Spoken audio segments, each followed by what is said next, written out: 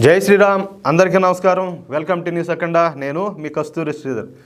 దేశంలో అబ్బా స్వామి, ఈ అతి మేధావులు ఉన్నారు చూడు, అతి తెలివితేటలు ఉండేవాళ్ళు ఎక్కువైపోతారు. ఊరికే కూడా కాదు, వీళ్ళేది ఆ చదువుల మీదనో ఇంక దేని మీద నా దృష్టి పెట్టుంటే వీళ్ళు నాయన కలెక్టర్లు, ఐపీఎస్లు, ఐఏఎస్లు అంతా అయిపోయింది వీళ్ళు. అట్ట కాకుండా ఎంతసేపటికే ఏదో ఒకటి చేసి ఈ అడ్డదారుల్లో 10 రూపాయలు సంపాదించాలా, ఈ దేశం నాశనం చేయాలని చెప్పేసి ఎట్ట వాళ్ళ తెలివితేటలను పక్కదారి పట్టించా ఉండేవాళ్ళు ఎంతోమంది. వాళ్ళ మాత్రం ఏదైనా కూడా ఈ దేశానికి వ్యతిరేకంగా, దేశ ప్రజలకు వ్యతిరేకంగా ఎవడైనా ఏదైనా చేసే మాత్రమో మామూలుగా అయితే ఉండకూడదు. సినిమా మిక్సీలో వేసి కొట్టేట్టుండాలా, అట్టుండాలా. అసలు విషయానికి వచ్చా చూడు, ఈయన్ని ఏమంటే పాపం వచ్చాదో మీరే ఆలోచన చేయండి. మనము ఎక్కడో ఉండే ఈ హమాస్ తీవ్రవాదులు ఉన్నారు కదా, వాళ్ళ గురించి మాట్లాడుకుంటున్నాం.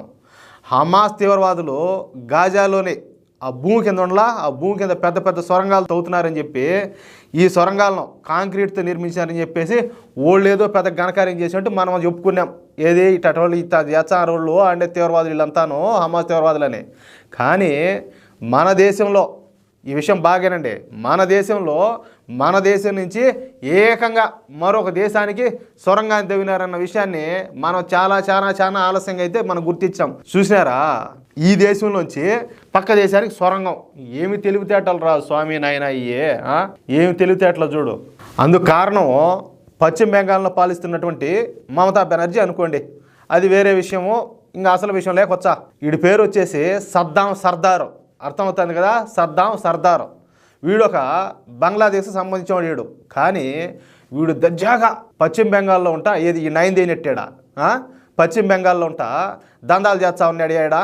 ఈ సద్దాం సర్దార్ను పశ్చిమ బెంగాల్లోని కుల్తాలి అనేది ఉంటుంది ఒక ఏరియా, ఆ ప్రాంతంలో ఉంటా ఈ బంగారం స్మగ్లింగ్ చేస్తూ ఉంటాడు వీడు. అది ఓడి పని చూడండి.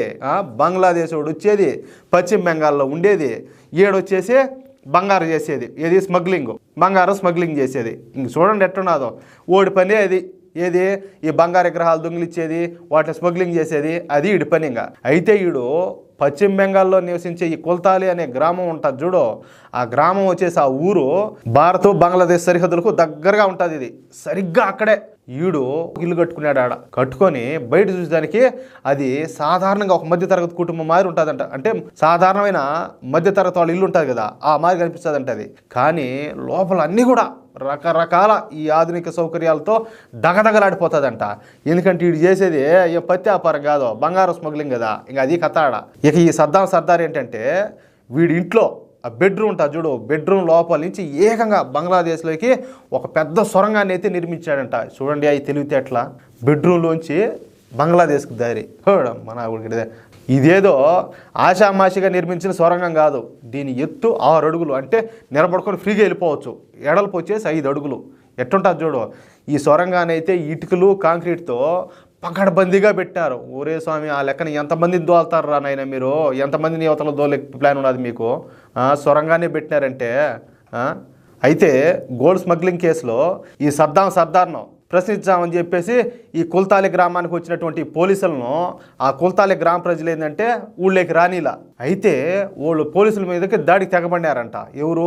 ఆ కుల్తాలి ప్రజలందరూ ఒకటే వర్గానికి చెందిన వాళ్ళంతా. వీళ్ళంతా కూడా మీకు అర్థమవుతుంది కదా, ఈ సర్దార్ ఉన్నాడు కదా, సద్దాం సర్దార్, అది వాడికి సంబంధించిన వాళ్ళే, ఆ వర్గానికి సంబంధించిన వాళ్ళు వీళ్ళంతా. దాన్ని బట్టి అర్థం చేసుకోండి మీరు. దీంతో అనుమానం వచ్చిన పోలీసులు ఎలాగోలా సందు చేసుకొని ఈ సద్దాం సర్దార్ ఇంటికి వెళ్ళి వాడి ఇంటి మొత్తం సోదా చేసినారు. అంతే, ఈ సద్దాం సర్దార్ బెడ్రూమ్లో ఈ సొరంగం బయటపడిందా.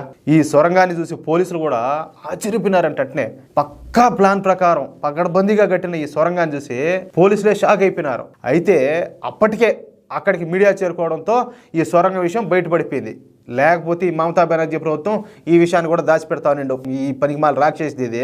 ఇట్లా టోళ్ళ వల్ల దేశానికి ఎంత చెడ్డో ఎంత చెరుపో మీరే ఒకసారి ఆలోచించండి. మన దేశం ఎంత ప్రమాదంలో ఉంటుందో. అయితే ఈ సొరంగ మార్గం ద్వారా ఈ బంగ్లాదేశ్ నుంచి పశ్చిమ బెంగాల్లోకి ప్రవేశిస్తున్నారన్న విషయం ఇప్పుడు వెలుగులోకి వచ్చింది. ఇక ఈ సొరంగాల విషయంలో పశ్చిమ బెంగాల్లోని మమతా బెనర్జీ ప్రభుత్వం ఎలాగో చర్యలు తీసుకోదు. ఇక కేంద్ర ప్రభుత్వం ఎలాంటి చర్యలు తీసుకుంటుందో ఇంక మనం వెయిట్ చేయాలా, ఏం చేయబోతుందో. మొత్తానికి ఒక భయంకరమైన రహస్యం అయితే బయటపడింది. లేకపోతే బంగ్లాదేశ్ నుంచి ఈ పశ్చిమ బెంగాల్లోకి సొరంగం ఏం చేయాలి స్వామి? ఏంది ఏడన్నా ఉన్నది దారుణమా? ఏం చేసే పాపం ఉంటుంది ఇట్ట వాళ్ళంతా. చూడండి మన వెనక ఎన్ని దారుణాలు జరుగుతున్నాయో, ఎన్ని కుట్రలు జరుగుతున్నాయో తెలుసుకోండి. ప్రతి ఒక్కరిలో కూడా ఈ చలనం అనేది రావాలా. లేకపోతే ఎంతసేపు నిద్రలో ఏంటంచి మేము, మా కుటుంబము, మా బాధ్యతలు, మా ఇబ్బందులు, అది ఇది అని చెప్పి మన పాటికి మన పనులు చేసుకుంటూ ఉంటామా? మన వెనకాల మనకు తెలియకుండానే ఎన్ని దారుణాలు, ఎన్ని కుట్రలు, ఎన్ని కుతంత్రాలు జరుగుతున్నాయో ఇంకా ఈ చెప్పనలివి కాదు, అన్ని జరుగుతున్నాయి మన వెనక. కాబట్టి ప్రతి ఒక్కరు కూడా ఇట్లా మన కుటుంబాన్ని చూసుకోవడమే కాదు, దేశ విషయంలో కూడా మనం ఒక బాధ్యత కలిగినటువంటి పౌరులుగా మనం నడుచుకోవాల్సిన అవసరం ఎంతైనా ఉండాలి. ఈ వీడియోపై మీ యొక్క అమూల్యమైన అభిప్రాయాలను ఖచ్చితంగా ప్రతి ఒక్కరు కూడా కామెంట్ రూపంలో తెలియజేయాలని చెప్పి కోరుకుంటూ, అలాగే ఈ వీడియో నచ్చినట్లయితే దయచేసి ప్రతి ఒక్కరు కూడా లైక్ చేయడంతో పాటు వీలైనంత మందికి ఇలాంటి విలువైన సమాచారాన్ని షేర్ చేయండి. 10 మందిలో మార్పు తీసుకొచ్చే ప్రయత్నం చేయండి. అట్లాగే ఇంతవరకు ఎవరైనా మన ఛానల్ సబ్స్క్రైబ్ చేసుకోకపోతే మీకు పుణ్యం ఉంటుంది. ప్లీజ్ ప్రతి ఒక్కరు కూడా దయచేసి మన ఛానల్ సబ్స్క్రైబ్ చేసుకోండి. జై శ్రీరామ్.